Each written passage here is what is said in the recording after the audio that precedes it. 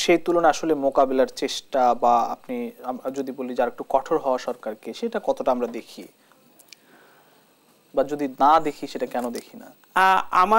আমি সরকারের কঠোর হওয়াটা এখন সময়ের দাবি, এবং সরকারের রিয়েলাইজ করা উচিত এদেরকে এত সহজভাবে করলে যদি আমরা সুন্দর সুন্দর কথা বলি হবে না।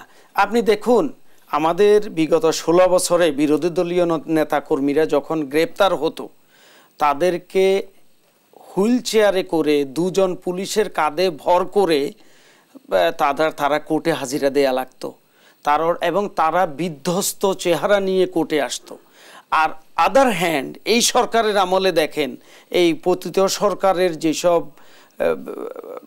দুর্নীতিবাজ যেই লোকগুলো ছিল, তাদের স্বৈরাচারের দোসরগুলো, মন্ত্রী, এমপি, আমলা, ব্যাংক লুটেরা যারা আছে, ওরা যখন কোর্টে এখন হাজিরা দিতে আসে, দেখবেন মনে হয় সবগুলার চেহারার মধ্যে তেল ভাসতেছে, সবগুলার চেহারা আরো চকচকে হয়ে সুন্দর হয়ে মনে হয় ওরা জামাই আদরে আছে, অনেক আদর আপ্যায়নের মধ্যে আছে। এখন এত সুখে শান্তিতে থাকলে তারা তো জেলখানাতে বসেও ষড়যন্ত্র করবে, কারণ ষড়যন্ত্র করতে গেলে মানুষ যখন খুব কাজ থাকে না, খুবই ফ্রি থাকে, তখনই তো ষড়যন্ত্রের চান্স পায়। এখন বাংলাদেশের মধ্যে দেখেন, এখনো বিভিন্ন মিডিয়াতে, প্রশাসনে এবং সর্বত্র এখনো স্বৈরাচারের দোসরগুলো এখনো বসে আছে বহাল তবিয়তে, এবং এদের বিরুদ্ধে এখনো পর্যন্ত কোনো ব্যবস্থা নেওয়া হয়নি। আপনি সচিবালয়ে গেলেই টের পাবেন। পররাষ্ট্র মন্ত্রণালয়ের ওয়েবসাইটে এখন পর্যন্ত তাদের এই মুজিব বর্ষ লোগো এখনো বিদ্যমান, এবং সব কিছু এখনো আগের সরকারের মতোই আছে। সাইনবোর্ড বলেন, ব্যানার বলেন, সব কিছু বলেন। এগুলা কেন?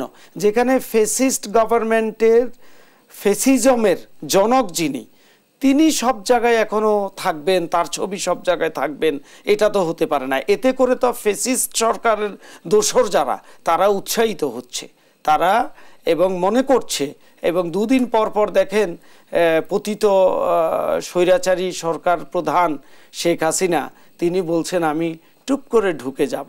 তো তার কর্মীরাও এই কথাগুলো বিশ্বাস করছেন, কারণ হচ্ছে প্রশাসনে এবং মিডিয়াতে এবং সর্বত্র, ইভেন বিভিন্ন যে ব্যবসায়িক, সামাজিক এবং অর্গানাইজেশনগুলো আছে, সংগঠনগুলো আছে, এখানেও স্বৈরাচারের দোষরগুলো এখনো রয়ে গেছে।